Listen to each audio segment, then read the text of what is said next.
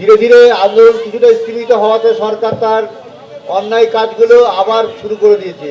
9 August যে মর্মান্তিক ঘটনা আমার সঙ্গে ঘটেছে তার বিচার পেতে গেলে সবাইকে আন্দোলনে থাকতে হবে এবং সরকারের বিরোধিতা করতে হবে।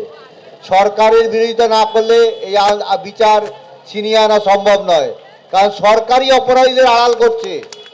আপনারা পুরো বুঝতে পারছেন, সরকার প্রশাসনকে দিয়ে সমস্ত ব্যাপারটাকে আড়াল করার চেষ্টা করছে যে কোনো প্রকারে, এবং এই আন্দোলনকে থামিয়ে দেওয়ার জন্যে তারা যে তদন্তকারী সংস্থা তাদের সঙ্গে কি কোনো বোঝাপড়া করে তার একটা আন্দোলনকে একটা বাঁকা পথে পরিচালনা করার চেষ্টা করছে আমার মনে হয়। বিচার ব্যবস্থার উপর আস্থা সবাইকে রাখতে হবে এবং আমরাও রাখছি।